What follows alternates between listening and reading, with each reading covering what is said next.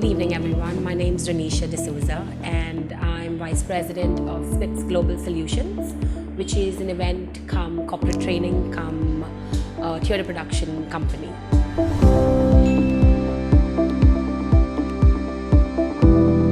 Well, it actually started off when I was a little kid. Like everyone had their dreams and wanted to go to parties. I wanted to plan the parties, and be it my birthday, be it my cousin's birthday, be it a wedding, I always wanted to be part of the little nitty-gritties that went into carrying out the whole big extravaganza that actually happened. So what actually made me fall in love with doing something that I always liked doing was when I started off my career with Deutsche Bank in 2007, when it was finally just sprung on me saying, you know what, Rhonesia, we've got our yearly summit. Why don't you go ahead and plan the entire post-formal corporate party? At that point of time, there was fear, there was excitement, there was a whole lot of thoughts whether I could pull it off, whether I couldn't pull it off. But somehow down the line, I did it, and I loved doing it. This was what made me leave, go to London to pursue my MBA, where I did my master's in management with a dual specialization in events.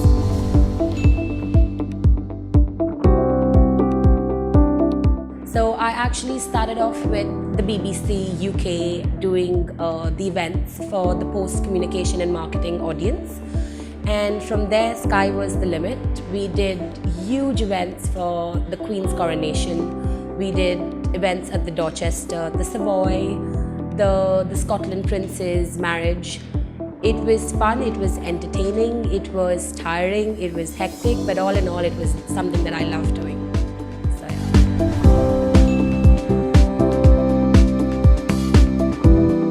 Well, an event manager does something like every other person does. It's actually, a little mother nurturing a baby.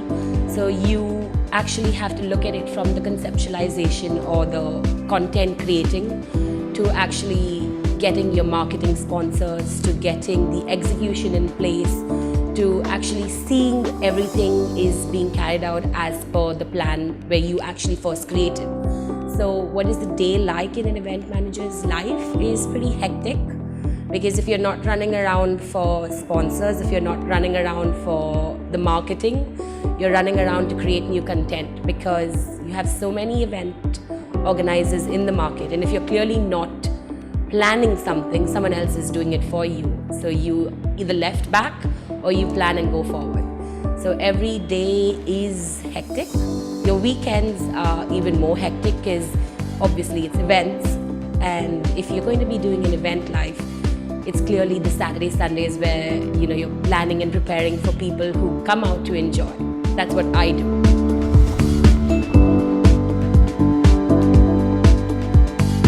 Okay, so the different industries I've worked with, we work with the corporate industries where we do corporate off-site events. We do their on-site events. I do theatre production, so we do events for the theatre groups. We do events for I have a techno company, so I do techno gigs where we bring down artists internationally, domestic, and we nurture new talent. We also do a lot of fashion, jewelry. So we tied up with the Lakme Fashion Week. We do the Blenders Pride Fashion Week. Yeah, almost all fields actually that require an event team to be put in place.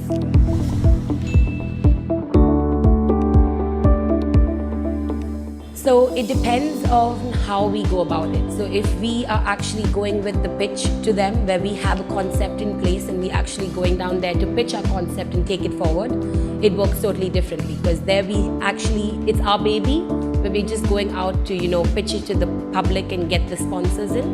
Whereas it works very differently on the other aspect, where someone comes to us with a pitch and says, Rhonesia, I just need you to execute this stuff. So there are two different ways. One is when we are actually doing the start off, so where we're doing the initial concept stage, and where we are, literally planning and preparing it from start. Right from the start, where you're sitting with the team, with the creative team, then you sit with your production team, then you sit with your light and your set vendors, You sit with your sponsors and you tell them the deliverables that they're going to get with investing the money in terms of, depending on how much money they're giving you. But all in all, it comes down to looking at it as one main thing is the service that you provide to each and every different event that you take, whether you're starting it from scratch, whether you're taking it as a pitch given to them by your sponsors.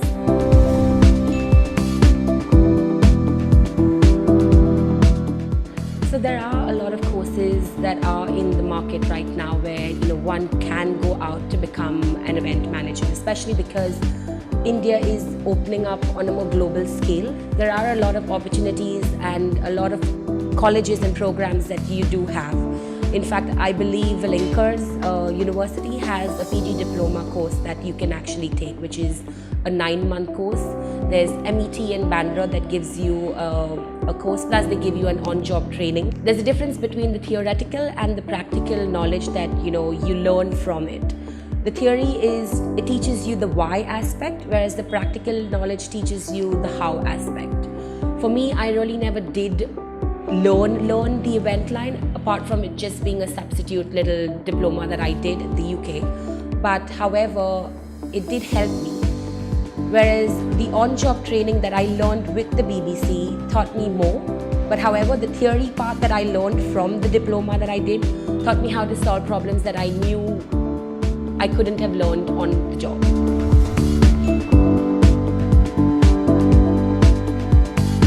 So the courses offered abroad to the ones offered in Bombay, right now with, you have your curriculums coming abroad. You have your IG schools, you have your IB schools, you have your ICSE. You don't really need to go abroad to learn the technicalities of an event line. You could do that very much being in Bombay. Also the standard and the whole time management in terms of Bombay as well as abroad is totally different. But however, if you want to pursue your career, India is a blooming place. It is a place where there is absolutely no shortage of qualifications or educational centers that you can actually do in Bombay itself. So yeah, there's no much of a difference to being in India or being abroad.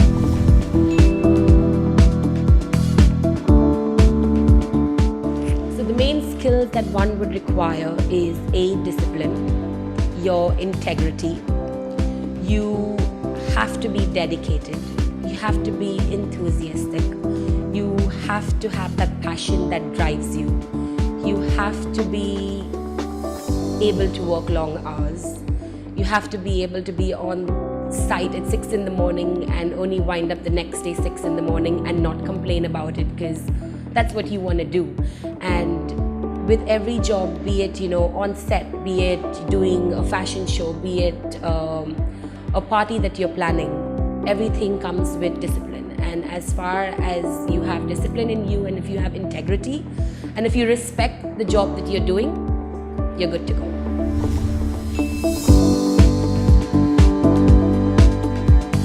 Technical skills come with the on-job, the entire on-job part with it. So there was, for me, for example, when it comes to technical skills, I have actually mastered the art of literally taking a hammer and helping my set guy put up the set, just because you need to get stuff done faster. So it's also on-job training, as I said before. It all comes down to your boiling point where you have to do it. And when push comes to shove, you can't be saying, oh, that's not my job, because in events, everything is your job. You can be owning a company and still sweeping off the floors just so that your set looks perfect, to going back and giving your vada paos to your set guys and to the staff that have their food, to actually calling the show. So yeah.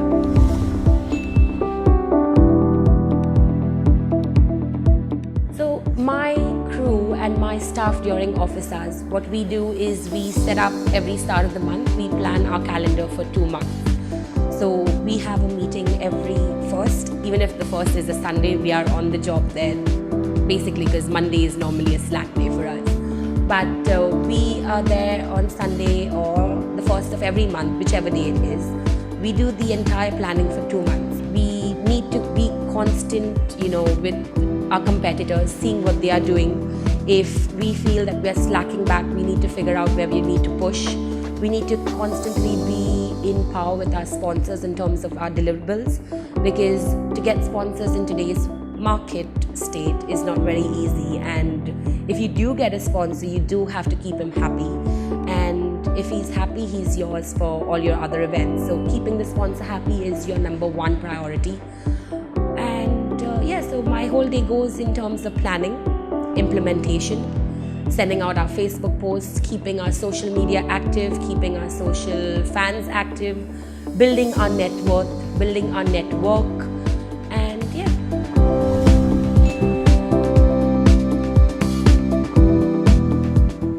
getting our sponsors depends again on the events.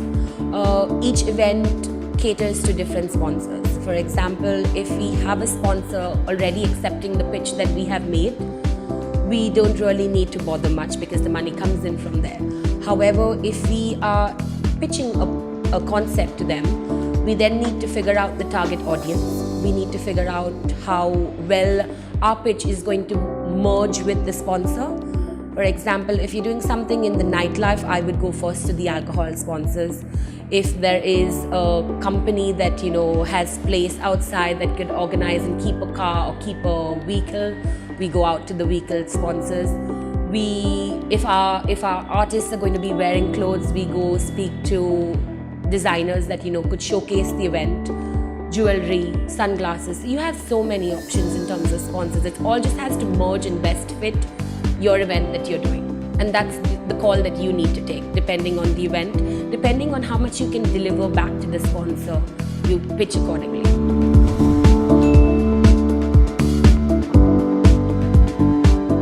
So the highlights of my career would be the Queen's Coronation that I did in London. It was one of my biggest events that we did, right from the chartered cruises that we organized on the River Thames, to the Buckingham Palace dinner, to Windsor Castle setting up. I had a team of 2,500 employees reporting to me, my boss, and my super boss. It was a task, but yes, again, coordinating, messaging, constant WhatsApping, constant BB chats, because that time BB chats were there. It was a nightmare, constantly seeing whether the people have reported at different venues at the time that they were given. All in all, it was one of my biggest highlights because it was the Queen's Coronation. Coming down to India, my biggest event that I've done out here was, I've done two big ones. One was Purple Rain that we did at Raspberry Rhinoceros along with Rage Entertainment, where we had a sundowner. It was supposed to be a 2-day festival, but we landed up just getting a 1-day festival. It was in association with Johnny Walker Gold. And we did the whole techno sundowner evening, right up from 3 o'clock in the afternoon, right up till the next day, 6 o'clock in the morning. However, the team was reporting on duty from the previous day, 9 o'clock, and only went home 2 days post. So it was a highlight because we actually pulled that event together in approximately less than a month.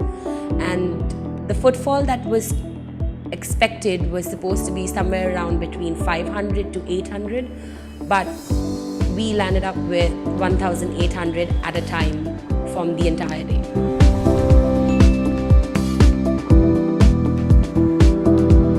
So when we shoot up the guest list, depending on the venue that we choose, so normally we do our gigs at Antisocial, we have our gigs at Sukasa. We know for a fact that they can accommodate a given number. If they do shoot up, and if the venue going according to company and government policies and compliance with them, we can't overcrowd it because of fire exit drills and how all of those things. But if we can squeeze them and if we can fit them, we do. Also, we have a certain thing where we send out our emailers with guest lists. So all our dear fans that follow us on AFE, who follow us on SPIPS, send us in their little messages telling us that they're going to be there. And we give them a time slot so that you can come in between your maximum time slots shots at 12. And if at all they do come over, we can give a few of them who are our regulars, But then again, you know, it's always the point that, oh, you gave one entry and you didn't give the other entry. There's the fight that happens with the staff at the venue itself, because they say, how can you allow your guys in when we are clearly charging guest lists? So to just make matters, you know, easy and smooth flowing, we tell them that the guest list is on till 12. After that, our hands are tied and you got to pay cover, depending if the event charges you cover.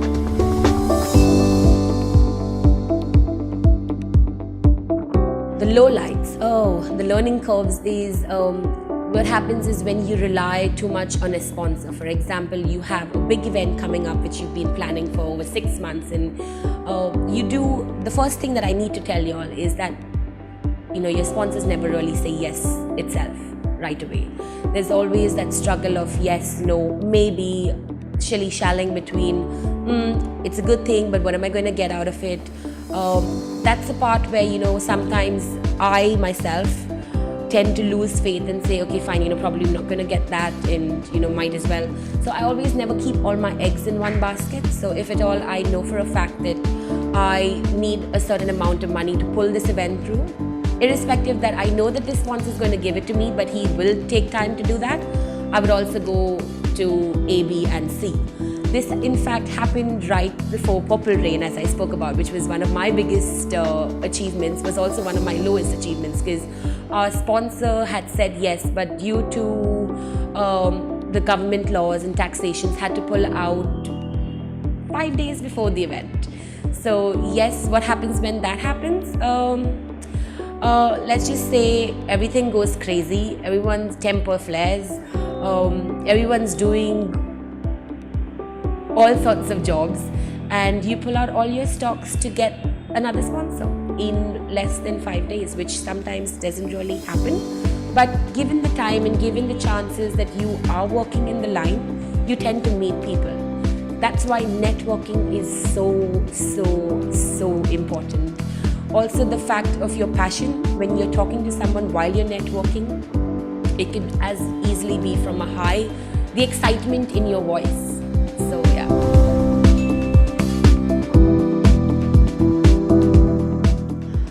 How does one acquire an event manager skills? One really never acquires an event manager skills. It just happens by default.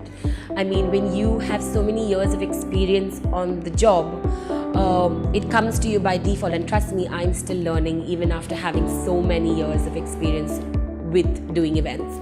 There are times where, you know, you rely so much and you expect so much that you come in. Sometimes it comes in from your side where you promise a sponsor a lot and then you just can't actually give everything that you promise, maybe because it's a venue that you can't really put up a hoarding, or it's a venue thing that you can't really have a poster put up. In terms of your presentation skills, I think, you know, every trainee, as we call them, every person that has just joined in, always sits and learns, and the person has to be willing to learn and have an open mind. Also, the decisions that you take, you need to realize that if you made this decision, go with your intuition and stick with it, because it does help you. You can't be in a controversial thought process with yourself, because immediately that happens, it gets really difficult for your mind flow to get into the creative space. So for me, what we really do is, whenever we are on a creative thought process, we always go out so that, you know, your mind's more open. Brainstorming sessions happen on an everyday basis, where we give even the youngest employee in our company a chance to put out their thoughts. And trust me, the younger they are, the more amazing their thoughts are. It's also because of the fact that the younger the people are, it's more open to an idea that would be accepted much more than what I would be thinking on an event point of view.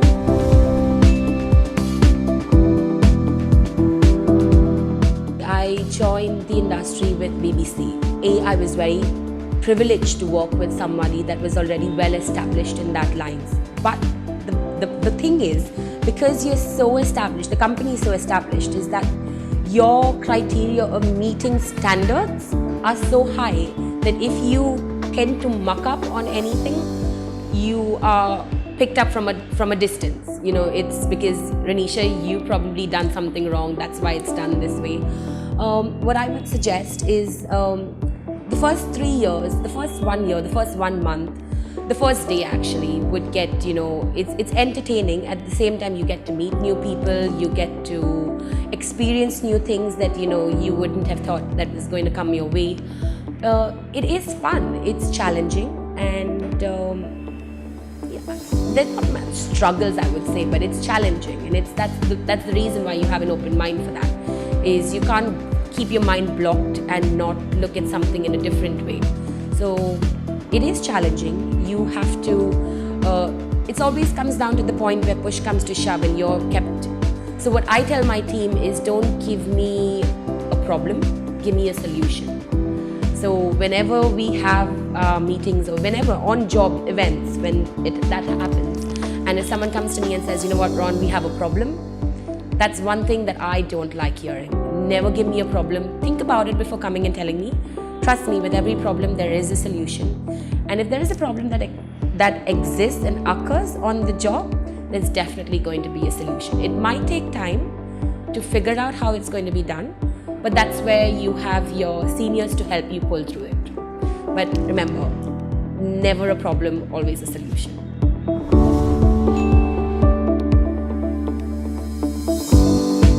It's actually pretty much very similar to that of a person who has just started in the event line.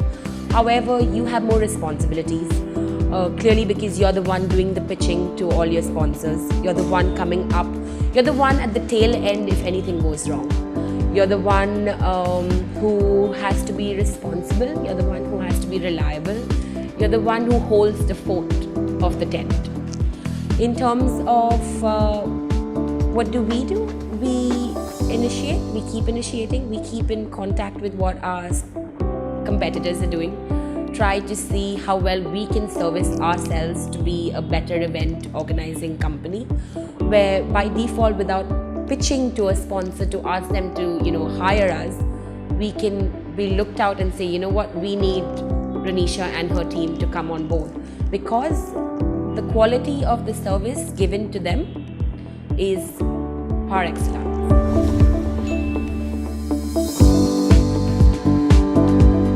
So there are times where a junior manager can actually go to a sponsor and meet the sponsor. But what happens is, a junior event or a trainee or anyone just starting from fresh could have sponsors, sitting at home, could have sponsors sitting at their club, could have sponsors sitting as a friend's dad.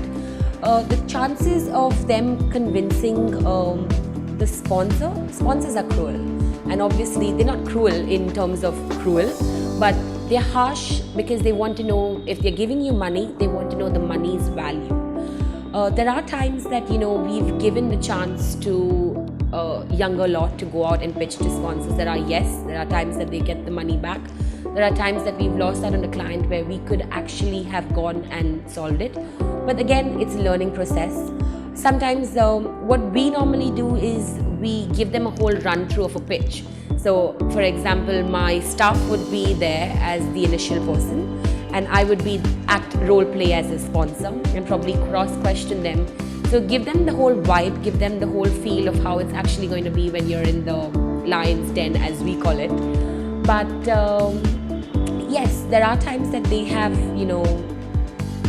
aced it. There are times that they come back where they're upset that they didn't get the deal, and we don't really like them to be upset. So what we do is we do role plays, or if they are actually really good at it, we let them go. Sponsors ask questions, and they are only fair to ask those questions is because tomorrow, if I'm going to be giving you a lot of money, I need to know where the money is going. I need to know the value of what I'm getting back.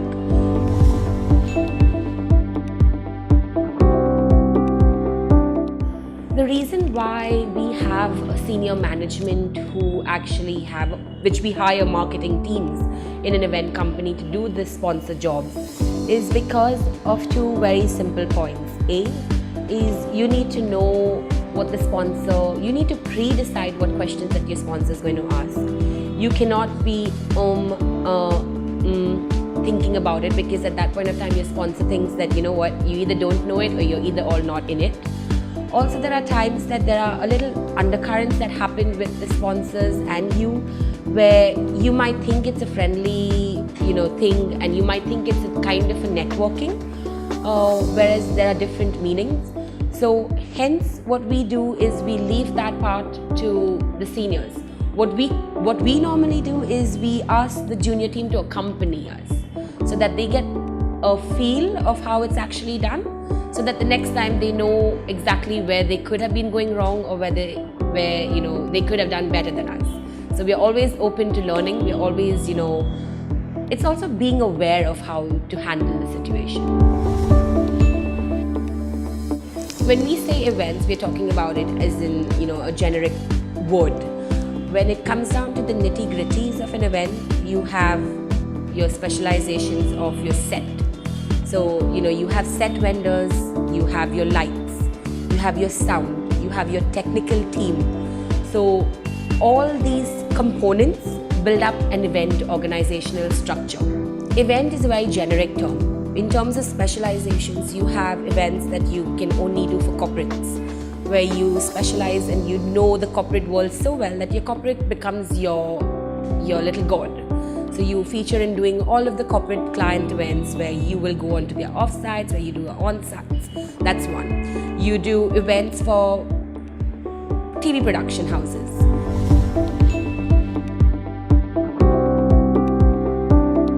In terms of events is a very generic word as we use. It can be, an event to planning a party, to an event to organizing a baby shower, to a wedding planning, to funeral get-togethers, to your launches of your movies. You have launches of hotels, you have launches of different things. But it all comes down to one concept alone, is you work on it in a field where you figure out it from start, and then you decide which one you want to take, whichever best fits your boat.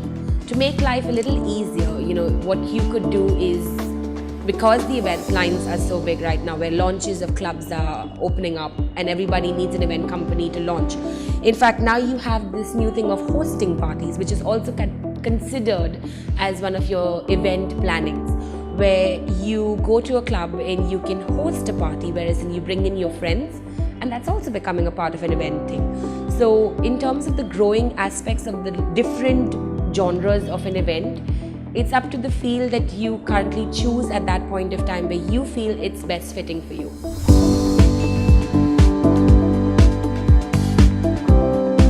When you organize any event, first you don't plan, you plan for something that is going to not happen. So the first thing that we do is, if we are planning an event, say, firstly never plan events in June, July because the rains. And with the weather, don't plan events in November, December as well. So when we plan events, we first look at the venue that we're choosing.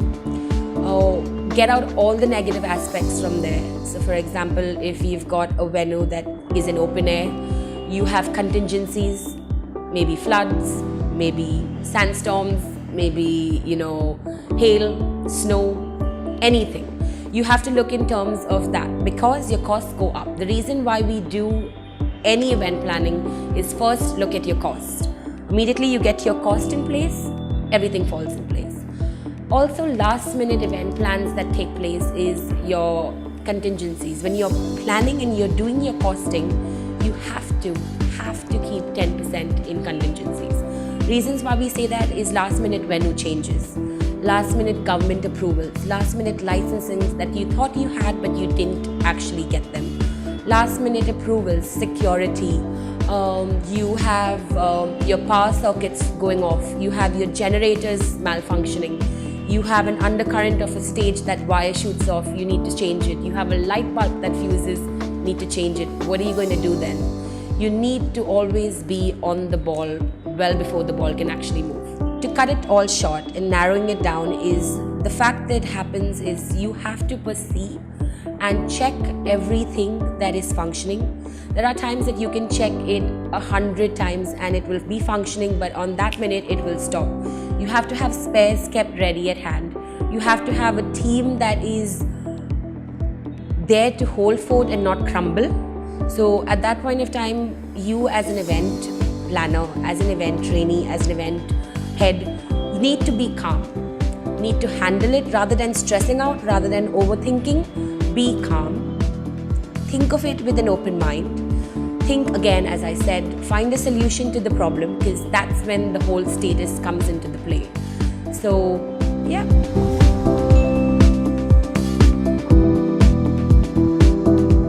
When things really go wrong and where all your little, planning, you're preparing, your little standby teams kept in place, everything goes against you. Your sponsor's there with a knife at your back saying, what is happening? Your event head screaming at you saying, what is happening?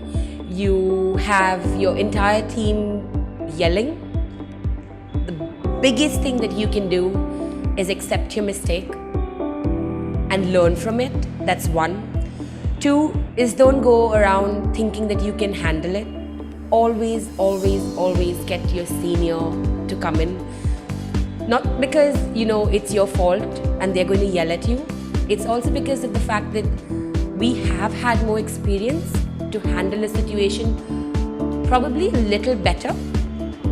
But you need to get the senior in, because obviously at that point of time, the sponsor is not going to be wanting to talk to someone at a junior level. A sponsor sometimes would not even want to talk to someone at a senior level. But it's just being calm, listening to it, tackling the situation out as and when it happens, and then moving on. The other reason why let your seniors handle the situation is because of, firstly, they know the sponsor on a personal level. If they don't know the sponsor on a personal level, they have had previous contact with them. So they know exactly how to tackle a situation. B, they probably have been in a situation like this before, so it's easier on them. C, chances are that they don't want to come in front of the sponsor and they probably put you, at the receiving end. Be calm, take it, with a pinch of salt. It's all a part and parcel. Maximum that the outcome that comes out of it is your sponsor doesn't work with you anymore. Or everyone's human. They also know that mistakes like this do happen. And they look at it and they work with you to amend a situation that can be amended.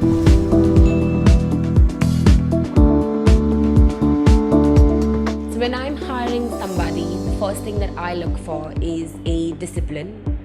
B, time management. C is your spontaneous and your willingness to learn. Being aware, being open to giving solutions and receiving solutions. Also people that have contacts in the market. Always helps to have a contact with somebody in the market. What I also look at is people hungry to learn and hungry to do anything and everything that your job permits you to do. And someone who's proactive, yes. Who likes to take charge of situations, when everything's going down and you don't have seniors to be there. Not fully taking charge, but just being there to hold fort till someone comes in. And yes, being calm again is like the top.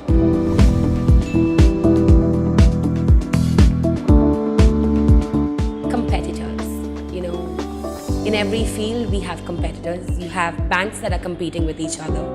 You have phones that are competing with each other. You have companies competing with each other. And the only one quality that everyone looks at is the service. The reason we are brand loyal or we are loyal to anything that we have used on a long run is because of the service, be it a customer care, be it the quality that is given. It's just service. So why shouldn't that be different from our line? If we are there with our best service, with a smile on our face, even when we've had a 28-hour long day, no sleep, but smiling and going through it like we are champs, who's not going to come back to you?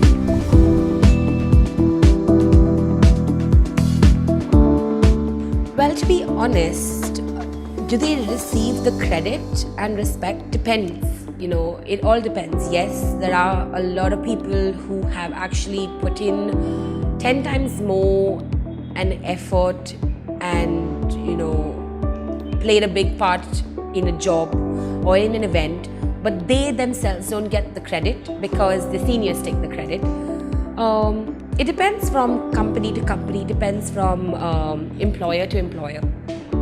For example, the Indian Nightlife Awards right now have actually taken the initiative of giving the event companies a chance to be known, are given a chance to actually respect what we do. The F&B industry works 24/7. An event life organizer works 24/7. When everyone else is on holidays, be it Christmas, be it New Year, be it Easter, be it Eid, be it Diwali, we don't have enough. That's our peak season. That's the time when it's most trying because you're missing out on the main aspects of the things that you want to cherish with your family, but you're there because your work permits you to do that. And not getting credit where you're due is something that is not very exciting. But yes, as I said it in the start of my conversation with you all, India is improving. They do recognize events because you need it for every single thing that is right now.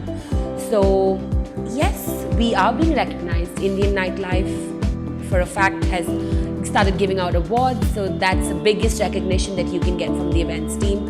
You also have a lot of companies you get recognized for, you are being recognized basically. Yeah.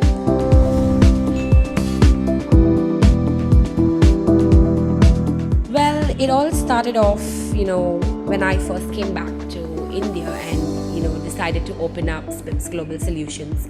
The very first thing of my experience was a play that we did called Legend of Lovers, where it was Alec Padamsee's last directorial debut.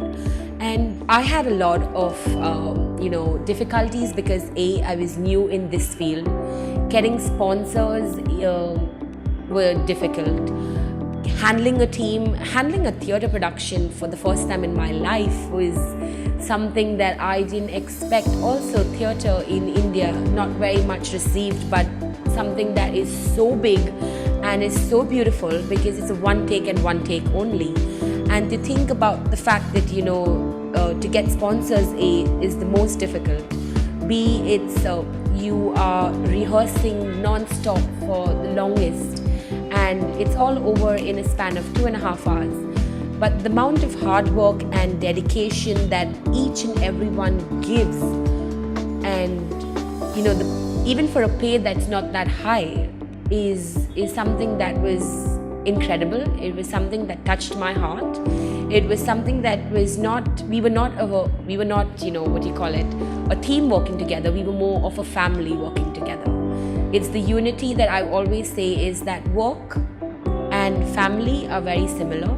You have your family that you go home to, and at work, my team is like my other family that I have at home.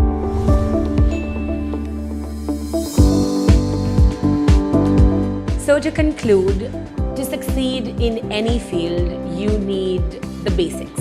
1, discipline. You have to have discipline in life. Maintain your work life and your personal life balance is a must. Your sleeping habits need to be on point. There is going to be a balance of, irregular sleeping hours, but you make up for the times that you're not working. The second point, which is so important, is your integrity. You have to be honest with strong moral principles. I can't stress as much as ever on this point, is if at all you are honest with yourself, you're honest with everything that you do. Learn from your past mistakes and move on. There are a lot of times where people keep beating themselves up because of the mistake that you could have made unknowingly or by default, and you keep beating yourself up, and hence you don't take up the challenges that could occur the next time. But don't beat yourself up. Move on from it. Move on from your experiences, because life is just all about teaching and training you. Your fourth point is you face obstacles and you challenge yourself, push yourself, to a point where you need to learn all of these things. And the only way that you can learn it is by facing your challenges. Endurance, try and work hard till you succeed. You can try and try and try, and eventually you will succeed.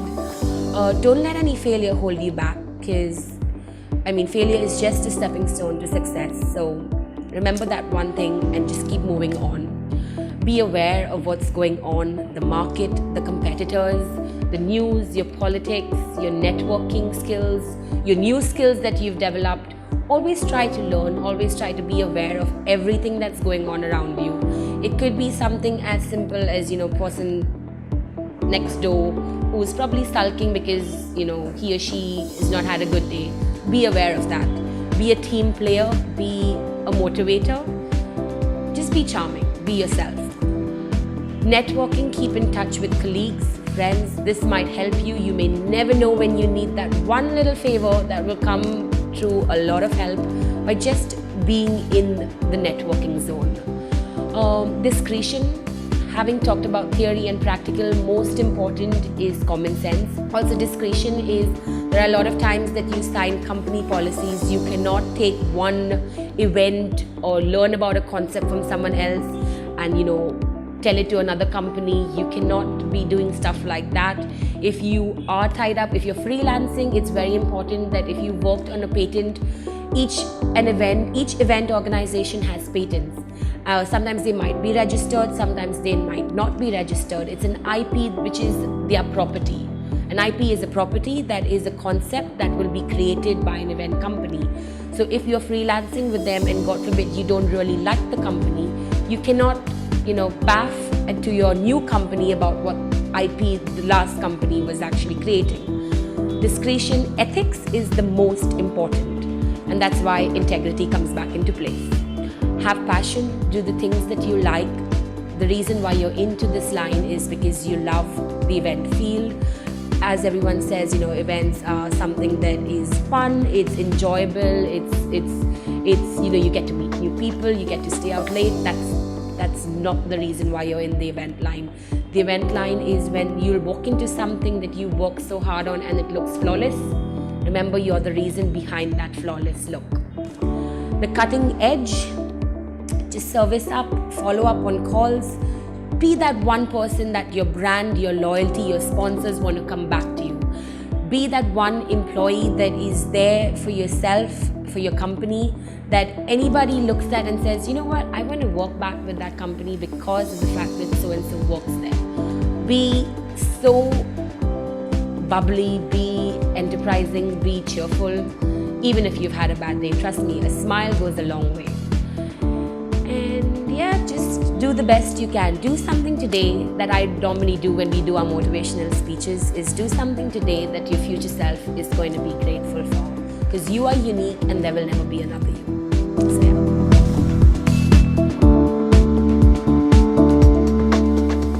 So the courses in terms of, becoming an event manager, as of right now, there's so many opportunities that are available. If one just Googles courses for event management, you'd find a list of PG diploma courses that are available on the net.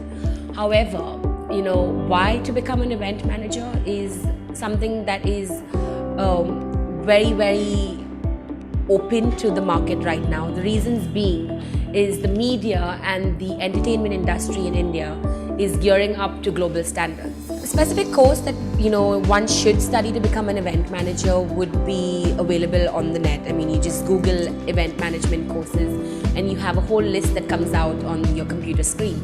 However, with the growing of the media and the entertainment industry in India is gearing up to such a global standard where one needs to consider, going and getting your degree, because obviously once you get your degree, it holds a better value because, you have your theory and you have your practical knowledge.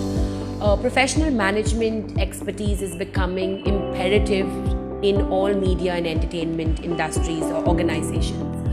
The industry demands media managers or event managers who are in this business to be conversant with the elements of business administration as well as domain expertise in the media industry. So one has to be very, pro knowledge of all these kind of aspects. Balance of both theoretical and practical learning is a must. However, personal experience, I do believe on-job training helps, But then again, you require a balance of both. And the only reason where you can get a balance of both is by getting a degree from your event graduation. Besides, above anything else, let me make it very clear that knowledge is incredibly important to any career. I mean, be it life, be it general, you have to have knowledge. Theory, on the other hand, teaches you the why and gives you the experience of why. It helps you with experiences from what others have gone through. So your books would give you experiences of what others have gone through and you would learn from there. Practical helps you acquire the skills that you require on the job. Practical helps you to acquire the specific techniques that you would require to handle a situation on the job. So let me compare them again. Theory helps you learn from someone else's experience. Practical helps you make your own experiences and learn techniques how to handle them. Both the above are important, and I can't stress as much as possible that you can't survive any career unless you prove that you have given results. To give any results, you need to have a balanced life between your theory and your practical. So practical can only take you so far as to what you've learned from your previous job and how to actually handle a situation that you've been to previously. However, theory helps you learn new situations as well as helps you deal with a situation that you couldn't have possibly been in, but because of the theory knowledge of how to handle a situation, you can actually work out better. So again, theory, practical, both important. You can get both only with a diploma. So as much as important, people say that it isn't necessary to go and do your degrees and go and study, it is very important.